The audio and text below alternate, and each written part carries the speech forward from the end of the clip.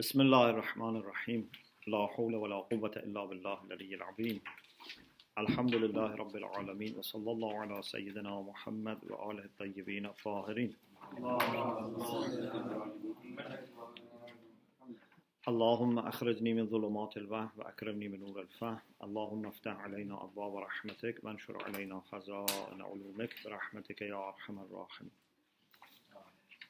The third chapter in the section on prohibitions is فاقتضاء النهي للفساد. Is about an issue that we had it also in the previous book, and that is whether prohibition implies invalidity. Thank you very much. So if something is prohibited and still you do it, is it valid? It is true that you have done an act of disobedience because you didn't listen to the prohibition. But is also the act void and invalid? Or you can say the act is valid although he has committed a sin, for example. So فاقتضاء النهي للفساد, whether prohibition implies invalidity or not. هذه المسألة من المسائل المهمة في علم الأصول. This problem is one of the important problems in the principles of jurisprudence, in the science of principles of jurisprudence. التي يترتب عليها استنباط مسائل فقهية كثيرة, on which inference of many legal issues, many jurisprudential issues rely. So the position that you take here affects your position in many fiqh issues. When, of course, as a mujtahid, if a mujtahid wants to make his ijtihad, this issue is one of the issues that can affect his ijtihad. وَيَقَعُ الْكَلَامِ فِي مَقَامَيْنِ. We speak in two cases, in two areas.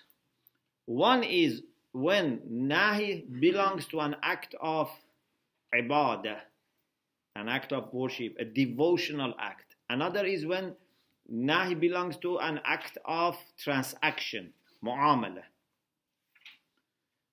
Al-maqam al-awwal. So the first area, the first discussion is fil ibadat, acts of worship, or as we said in the previous book, devotional acts. Then, inshallah, after 2 pages, al-maqam al-thani fil mu'amalat, about transactions. So, fil ibadat. قبل دراسة الموضوع نذكر أمورا. Before we study this issue, we have to mention few points. So these are few introductory points. Al-awwal, the first. What do we mean by ibadah? Al-maqsood min al-ibadah fi inwan al-bahth. What we mean by ibadah in the title of this discussion, we say fil ibadat, is something that without having intention of getting near to Allah, you are not able to perform it. Okay? If you do the action physically, but you don't have the intention of taking, seeking nearness to God, the action is not valid. Al-maqsood min al-ibadat fi inwan al-bahth. What is meant by ibadah in the title of this discussion is ما لا يسقط أمرها على فرض تعلقه بها إلا إذا أتي بها على وجه قربي. Something that its command would not drop if the command belongs to in this ibadah. Okay? If it is commanded, that command would not drop, it still remains unless you do it with the niyyah of qurbah. If you don't do it with the niyyah of qurbah, it's not enough. For example, if you fast all day, do not eat, do not drink, you observe all the things that you have to observe, just you don't have the intention of qurbah, still the command is there. If you say your prayer without intention of qurbah, still it's there. It's not like washing your dress which is najis or washing your body which is najis. That even without qurbah, the command is implemented and drops. So we mean by ibadah ma la yasqutu amruha ala fard ta'alluqihi biha, means ala fard ta'alluq al-am bi hadhihi al-ibadah. If you assume on the assumption that command has belonged to this ibadah, that command would not drop illa idha utiya bi, unless you bring this ibadah ala wajhin qurbi, means with the intention of getting closer to Allah.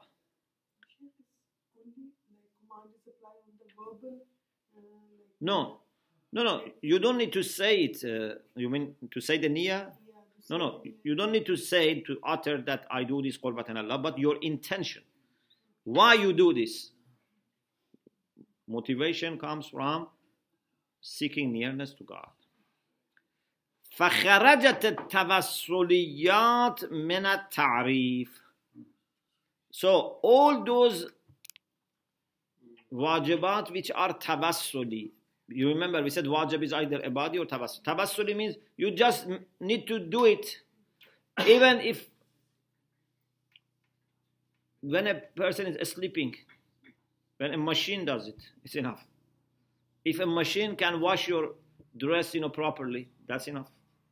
You don't need to wash it yourself. Yeah? But for ibadat, you have to do it yourself and you should have the niyyah of qurbah. فخرجت التوسليات من التعريف. Why? لأنها, how is a pronoun, refers to what? Tawassuliyat. Because tawassuliyat are umurun, are things that yasqutu amruha, their command drops, even if you don't bring it كذلك على وجه قربي. Even if you don't bring it with the niyyah of qurbah, still the command drops. Okay? Means you have no further duty. It's not that still it's asking you to do something. If you wash your dress without niyyah of qurbah, okay, you don't have the command of wash your dress. But if you fast without qurbah, the command is still there. So if there is time, you have to do it. If there is no time, you have to do ghaza. Say your prayer. If you don't do it with niyyah, even if you do tens of rak'ah without niyyah, the command is still there. You have to do your salat, and if the time is over, you have to do qadha. The command has not dropped. Means still is effective and still is obligatory and binding. Yes. If you want to do all your actions, qurbatillah. That's very good. Washing the clothes or doing your work, qurbatillah. Would that be acceptable? Then you get reward for them. Yeah, you can make all your actions with the qurbah. Then everything becomes ibadah. But the thing is that for those things which were tawassuliyat, this was not a condition. So even if you don't have qurbah, then still it's valid. The second introductory point, we said we mentioned few introductory points. Yes? The second, قد عرفت أن المراد من الصحة في العبادات هو كون المأتي به مطابقا للمأمور به.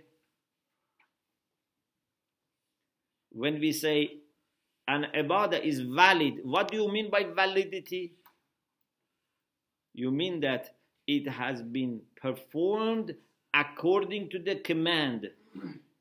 And the result is that the command is no longer binding. So you don't need to repeat or to do qadha, because you have implemented the command. So, al-murad min as-sihha fil ibadat. What is meant by sihha, validity, in acts of worship is kawnul ma'tiyya bih, is that what has been brought, what has been done, what has been performed corresponds to what has been commanded. So what you did and what you were asked to do match. Ma'mur bih is commanded. Yes. What you are commanded is ma'mur bih. What you have done is ma'tiyya bih. So if ma'tiyya bih and ma'mur bih match, then it's valid. And therefore, you don't need to repeat. Or you can define it in this way. So there are two definitions here. One is to say, كون المعتي به مطابقا للمأمور به. The second definition is to say, الصحة is ما يسقط الإعادة والقضاء. When something is valid, it means that you don't need to repeat if there is time, and you don't need to do qadha if time is over. So validity means basically the command has been obeyed and taken into consideration. Al-Thalith, the third introductory point. Prohibition has different types. According to one definition, it can be tahrimi and it can be tanzihi. This is one definition. Another definition, division. According to one division or classification, according to one classification is either tahrimi or tanzihi. Tahrimi comes from hurma, it's haram. Tanzihi means disliked, it's karaha, it's not hurma. It's better you keep away from it, but even if you do it, okay? So tahrim and tanzih. This is one classification. Another classification is Mawlavi wa Irshadi. Either the prohibition is said as a master to whom you have, responsibility of obedience. He has the power of being obeyed.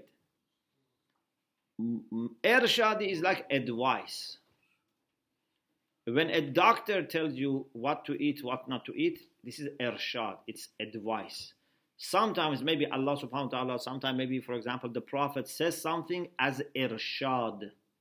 For example, says, don't eat this food. But if you eat, you are not going to be punished for it. You have just lost a maslaha, an interest.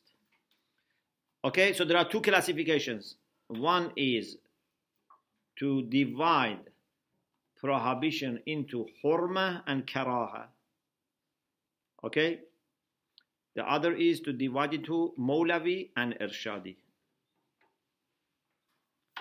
Now let's discuss all of them. First, if there is at-tahrimi al-Mawlavi, it's prohibition, and it is also mentioned as a requirement that master wants from his servant.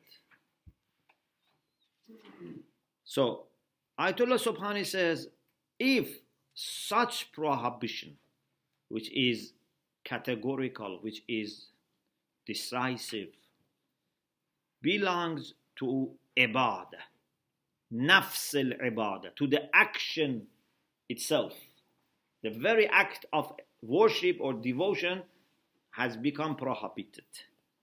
And the prohibition is hurma, not karaha. فَلَا شَكَّ فِي اقْتِضَائِهِ لِلْفَسَادِ. There is no doubt that it would imply invalidity. For example, there is a hadith that Rasulullah sallallahu alaihi wasallam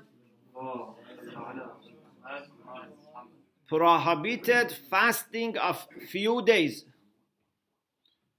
Two of them that we discuss about them here is fasting on the day of Eid al-Fitr and fasting on the day of Eid al-Adha. These two fastings are prohibited. The fasting is prohibited. So if someone does fast on the Eid al-Fitr or Eid al-Adha, the fasting is invalid. Yeah? You know, it is said, someone said, I have committed all the sins except two. I never fasted on the day of Eid al-Fitr and never fasted on the Eid al-Adha.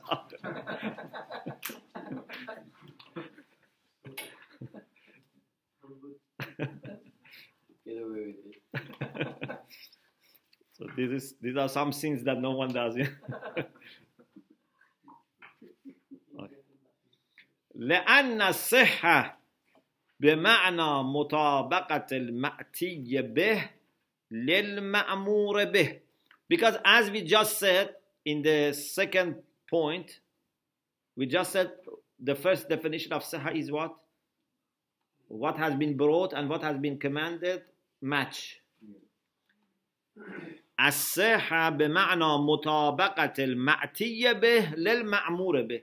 What has been brought corresponds or matches what has been commanded.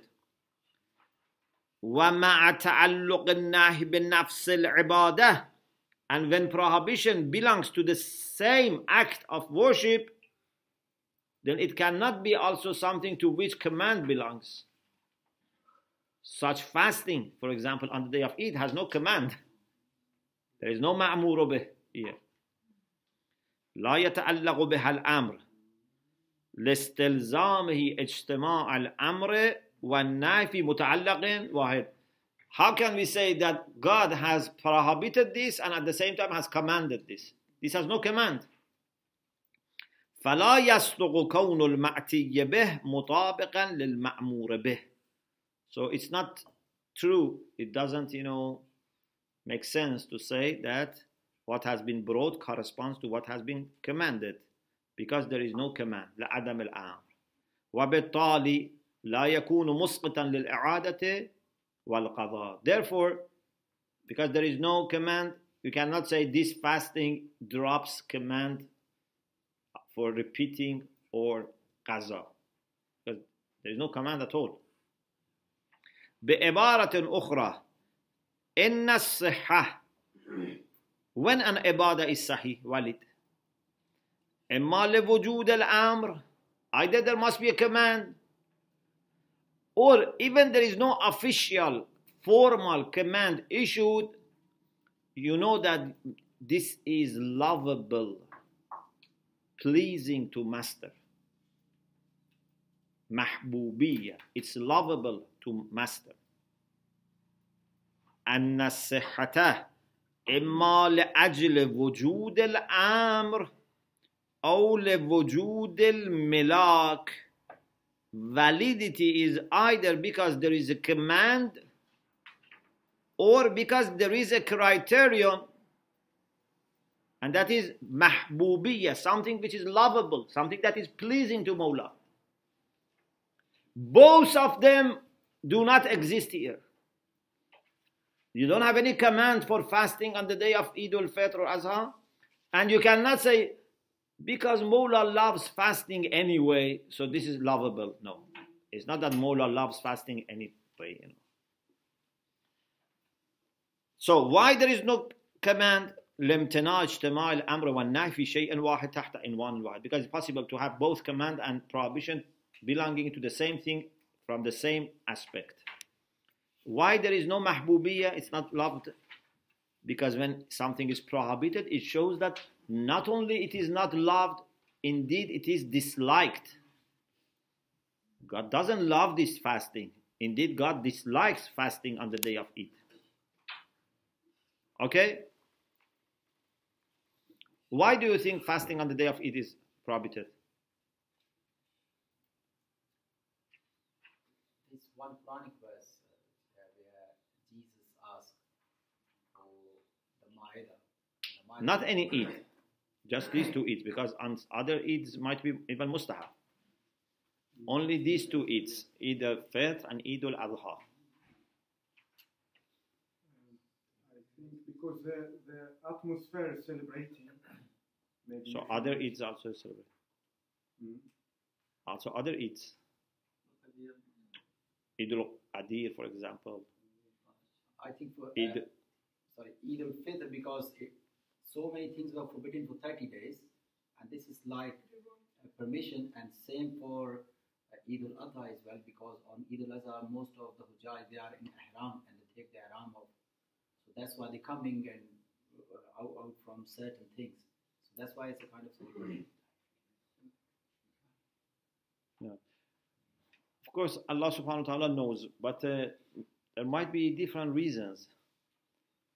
One is that because both Eid al-Fitr and Eid al-Adha come after some struggle and going through lots of difficulties. So Allah subhanahu wa ta'ala wants to make sure that His servants in this, Eid don't, undertake too much pressure on themselves. But it's reward and a kind of, release. Because if it was mustahab, they might have still, done it. So he says, don't do it. And maybe another also reason is that you should never do things as a habit, in the sense that you get used to do it. For example, we fasted 30 days, let's carry on. No. Allah sometimes says you must do it, sometimes says you must not do it.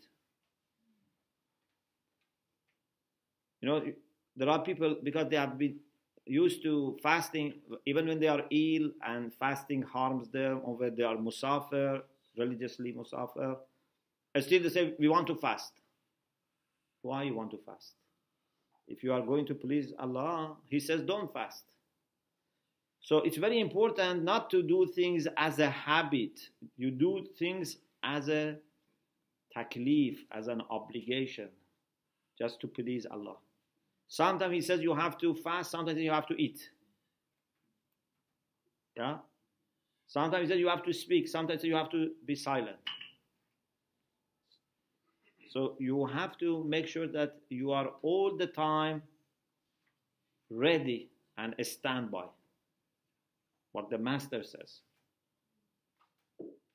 Go or stop. Do or not to do. Everything as Master says. Because there is great chance that when you keep doing things many times, then you just get used to it, and then your understanding and consciousness go down. Yeah? So you have to be careful. وَبِعِبَارَةٍ أُخْرَى, as we said, there is no command and there is no mahbubiyah. The second type, التحريمي الإرشادي. It's prohibition. It's decisive. It doesn't say it's better, but as advice. As I said, doctor says you must not eat this food. He doesn't say it's better. If it says it's better, it's tanzihi, it's karaha. He says you must not eat this food. But you know that if you don't listen, you have not committed a sin. You have just disobeyed an advisor. Of course, if something is harmful for your health and doctor says don't do it, and you do it, you may have committed a sin, not because of not listening to the doctor, because Islamically eating anything which harms your body is haram. Okay, that's another case. But suppose there is something that there is no religious ruling, it's just person who has given you advice. You go to engineer, he said, don't make your house like this. And you do it against what he advised you. So you have not committed a sin, but you have disobeyed him, therefore you have lost. Of course, again, if it's a matter of wasting your money, then it can be Islamically also prohibited, but that's another issue. By not listening to an engineer, you have not committed a sin, although you have endangered your maslah, your interest. التحريمي الإرشادي إذا ورد النهي باللسان تنبيه السامع بعدم الانتفاع بالعبادة. If the prohibition is expressed in this way, lisan means tongue, but it means it is expressed in this way, that you are warning the listener that he would not benefit from his ibadah. When we say don't do this ibadah, don't pray, for example, in such condition, it means that you are not going to benefit. It's not being useful for you. Even the meaning of tanbih, please. Tanbih means to warn. Warn. To warn. To alarm.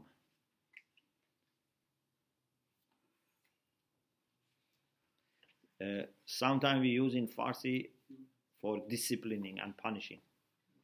They say tanbih kardan. But in Arabic means to warn.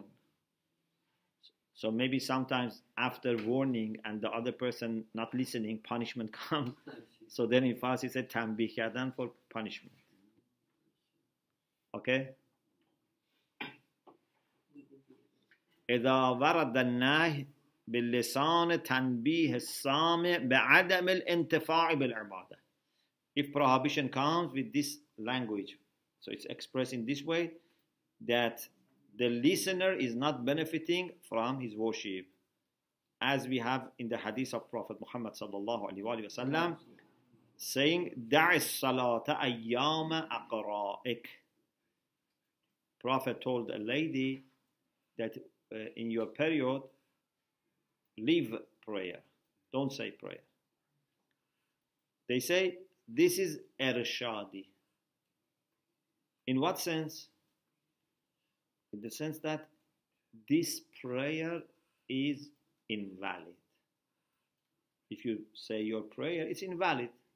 Not in the sense that she has committed also a sin on top of that.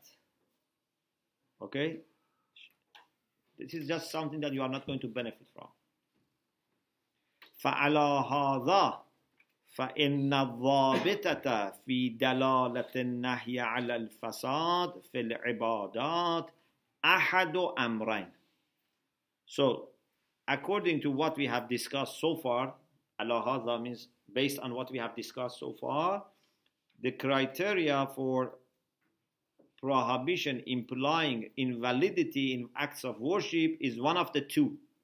So there are two ways that prohibition can imply invalidity.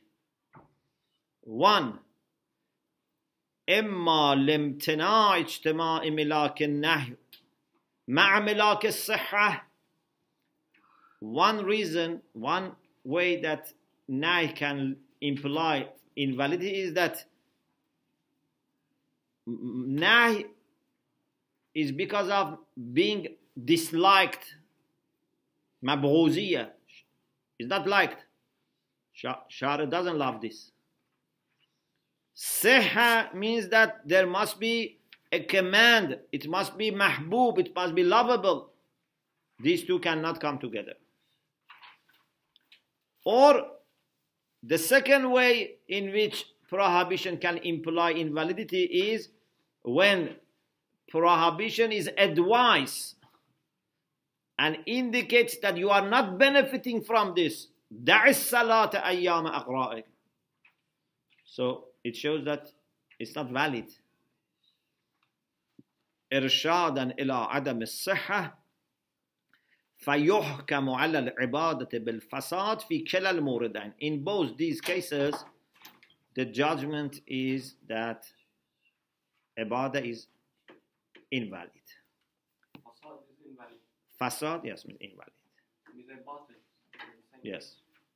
Opposite to sihha, validity and invalid. The third, an-nahyu tanzihi. A problem happened.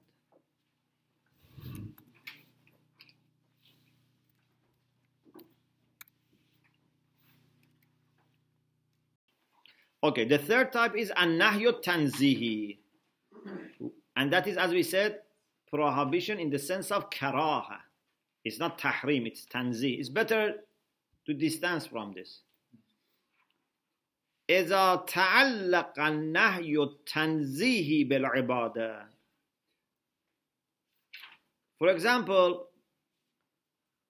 you are a neighbor to masjid. Don't say your prayer at home. It's prohibited to say your prayer at home when you are neighbor of masjid. What does it mean? Does it mean it's haram? No. It's karaha. It's makruh for a neighbor. A neighbor can mean up to 40 houses, for example. Okay?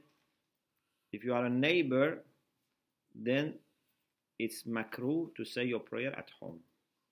إذا تعلق النهي التنزيهي بالعبادة يكون إرشادا إلى قلة الثواب لا فسادها. It means that the reward for you is reduced. Not that it's invalid if you say prayer at home. لا فسادها. نذير لا صلاة لجار المسجد إلا في المسجد. The neighbor of mosque has no prayer except inside the mosque.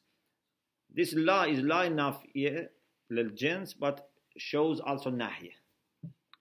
You know law nafiyah lil jins? La rajula fid dar. Okay, all of these are about mu'amilat. Ibadat. Ahsantum. All are about ibadat. Now we want to go to mu'amilat. Yes. Very quickly, with the different types of specifications that you've discussed, the Nahi Tanzihi or Mawlawi or Irshadi, what is the how do we distinguish?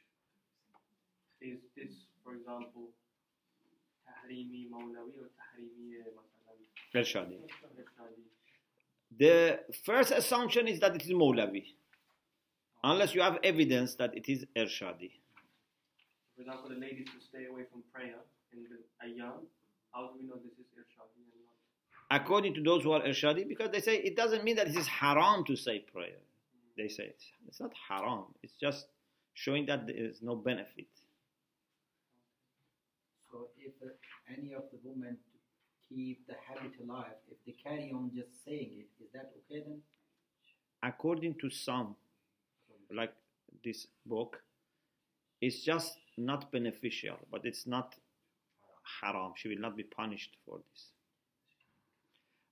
Al-maqam al-thani fil mu'amalat. The second area of this discussion is about those wajibat and those actions which are not in need of qasd qurba, tawassuli.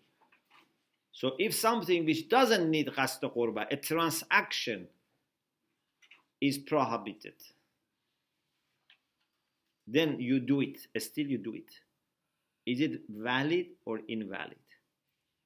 And here validity means what? For example, marriage is a mu'amala, transaction. Talaq is a transaction in the sense that doesn't need qasd qurba. Buying, selling, renting, letting, muzaraba, muzara'a. If they are invalid, it means that the transaction is not complete.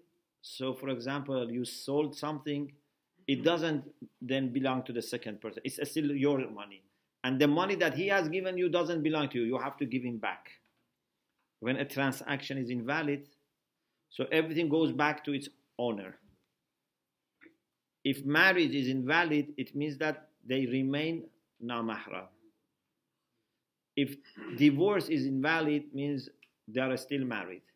So fasad or invalidity in mu'amalat means that effect, that result for which they wanted to do this does not come, has not happened.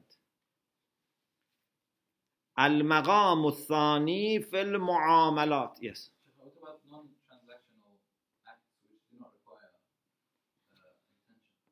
Like what? Like purifying clothes, for example. Purifying your tawassuli. So they are all coming under this. They come under this? Yeah. Under it's in general for transaction? Yeah. Anything which is not with niyyah of qurba comes here.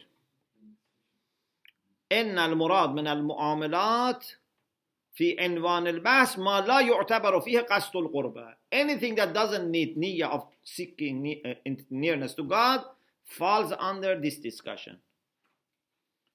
كالعقود والإيقاعات. What is the difference between عقود and إيقاعات? When you have two parties, when you have one. عقود means like contract. It has two parties at least. إيقاع, Like talaq. it's a kind of unilateral decision. Yeah. الثاني, the second point. إن المراد من الصحة. After you understood the meaning of mu'amalat, now what is the meaning of صحة? What is meant by validity in mu'amalat is that the effect, the result comes. Yeah? يترتب عليها الأثر المطلوب. The result that you wanted comes. كالملكية, ownership في البيع. When I sell you something, what do you expect from this? You want to own it. I sell you a car. You want to own the car. Okay? If it is not valid, it means you don't own the car. Still, it's my car. If it is sahih, it means you now own it. Yeah? Ownership is transferred. Zawjiyah. They become husband and wife. الثالث, the third. إن النهي عن المعاملة يدل على فسادها. Prohibition. After prohibition belongs to transaction, indicates invalidity in two ways or in two scenarios, in two cases. بلا كلام, without any need for discussion. It's very obvious in two cases. First, إذا تعلق النهي بالأثر المترتب على المسبب. When prohibition belongs to that effect which was supposed to follow. For example, prohibition has belonged to using the money that you have taken instead of the car. You sold the car. If you are said, this money is not halal for you, this shows the transaction was not valid. Like what? For example, if someone sells sharab, we say this money is haram. What does it mean? It means the transaction was invalid, so the ownership is not transferred. كما إذا تعلق النهي بالتصرف في الثمن أو المثمن. You are said not to use thaman, means the price, or muthman, the one for which you paid the price. Okay? So, you sold sharab. Sharab is muthman, and the money is thaman. Thaman means price. Muthman means for which price was paid. Yeah. If we know, if you're selling an item which is halal for us, we don't like a car, we know the buyer is a seller of liquor, does that mean we cannot sell it to that guy when we know that guy is a seller of liquor? That money is haram for him. That's another issue. Is the money that he is giving you, is this money known to be haram or not? Yes, I know that his business is selling liquor. Maybe this money is coming from somewhere else. That we don't know. Pardon? That we might not know. Yes. كما إذا قيل ثمن الخمر سحت. Suht means batil, means haram. The money that someone receives for selling khamr. Okay? This is suht. This is haram. So it's obvious from hearing this, you realize that the transaction was not valid. Otherwise, why this money is haram? فإن تحريم الثمن للبائع يلازم فساد المعاملة. The fact that it has been said that the seller is haram to take this money means that transaction was fasid, was invalid.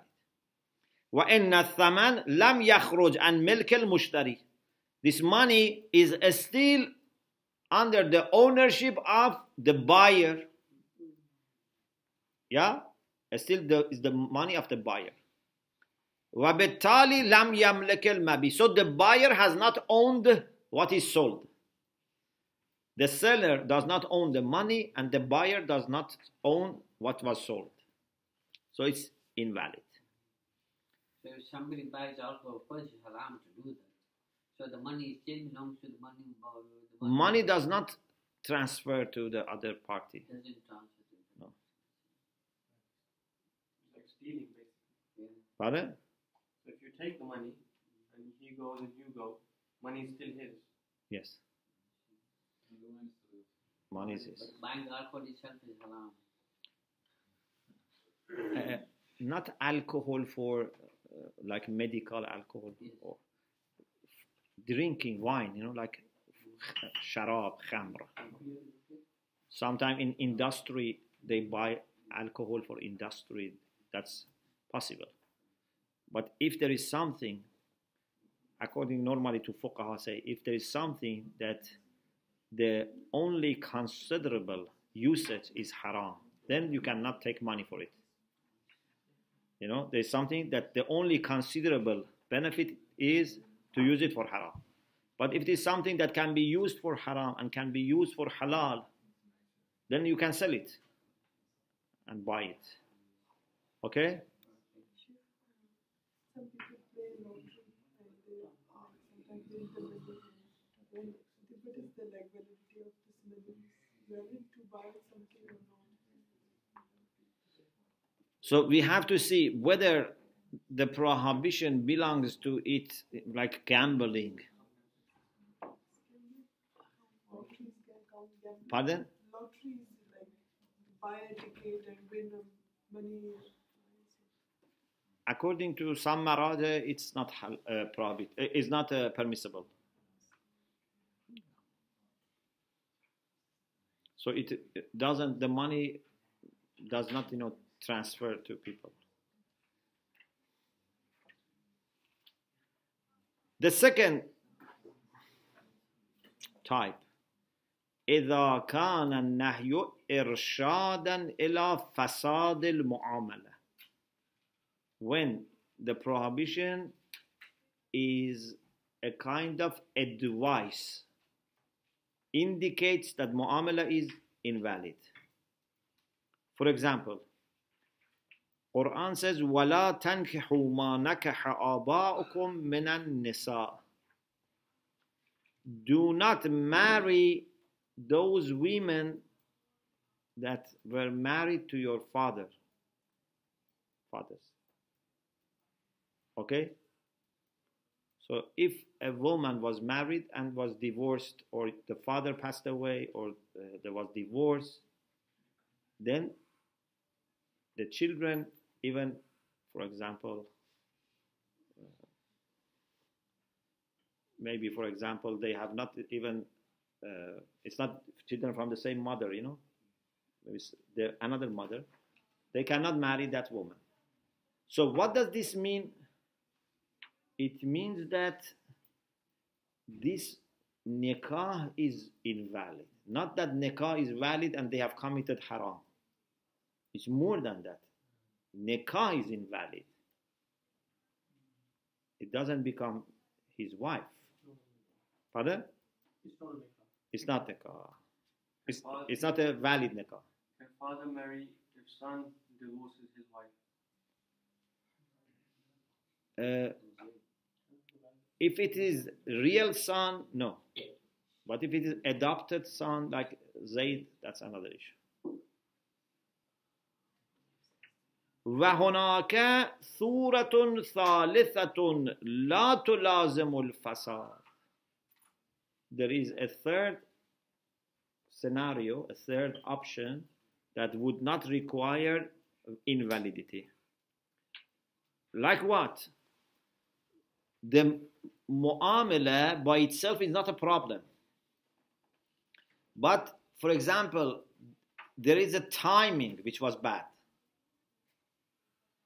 Okay, a timing. Like, for example, when you are muhrim in Hajj, you are muhrim. When you are muhrim, you should not do marriage, formula, aqdun nikah.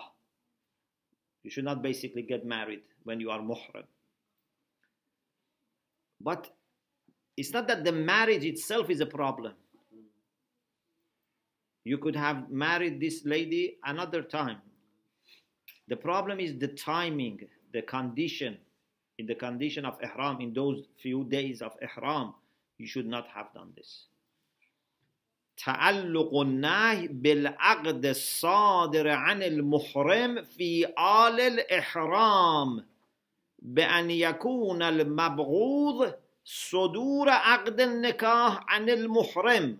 What is disliked is doing this nikah in this condition of ihram. دون أن يكون نفس العمل مبغوضا. It's not that nikah is mabghuz. Nikah is disliked. So what seems to be the position here is that nikah is not invalid. Because nikah is not ibadah that you say when it is prohibited is invalid. So if this person has married someone during ihram, has committed a sin, but they are husband and wife. Okay? It seems this is the case. وَبِذَلِكَ. So, as a result, it's understood that prohibition require or indicate invalidity in two cases. First, when the very act of transaction is prohibited. Shara doesn't like this transaction. Okay? Second, when the prohibition shows that the mu'amala is invalid.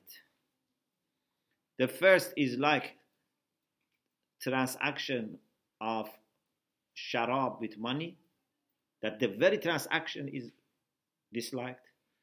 The second, which is irshad, like marrying someone's wife, someone's father's wife. Marrying someone's father's wife. Then Ayatollah Subhani has a discussion that we don't need to, I think, discuss it. And that is to clarify what is the difference between this issue and the issue of ijtima'ul amr wal nahy. I think it's very obvious. There you had amr and nahy. Here you have nahy and maybe not amr at all. There is no amr here. When we say charging money for selling, sharab is haram. There is no amr for selling sharab. Or, for example, marrying your father's wife is not halal. There is no amr here. This is not the issue of amr and nahy. In some cases, like ibadat, there can be amr, but even there we said sometimes there is no amr. Yeah? Like fasting Okay, it is true that fasting is ibadah, but fasting on the day of Eid, we said it has no amr at all. So we don't need to discuss this. Then there are few examples from fiqh, because we said at the beginning there are many issues in fiqh that faqih, by taking a position here, would make relevant or corresponding position in those issues. So Ayatollah Subhani gives few examples. I mentioned maybe two of them because it's easy, you can read. For example, we have in hadith from Ahlul Bayt alayhimus salam that men should not put on golden dress, and they should not say prayer in golden dress, or having something as a gold. So now the question is, if someone says prayer like this, is it valid or invalid? So according to many ulama, it's invalid, because Nahi has belonged to ibadah, salat. Another case, when Imam asked to give zakat, to give alms, so that Imam distributes, the person doesn't give to Imam and distributes himself. Is it possible? No. They say it's not possible. So then, has he to repeat? According to some, yes, he has to repeat, because it was fasid. He shouldn't have done this, because zakat is in need of qurbah. If someone that should make tayammum, because, for example, water is harmful for his health. It's very, very cold and he is ill. If he makes wuzu with such cold water, it's harmful for him. He has to make tayammum. If he still makes wuzu, what happens? So some say his wuzu is invalid. Some say because wuzu is ibadah. Because you remember we said wuzu is one of the muqaddamat, which is also ibadah, needs niyyah. And there are few other cases that I don't think need to read in the class. You can read it yourself. So alhamdulillah, we managed to finish the second section, which was about nawahi, prohibitions, and we go inshallah next session to the third section about mafahim, implicit meanings. Wa akhiru da'wana an alhamdulillah rabbil alamin.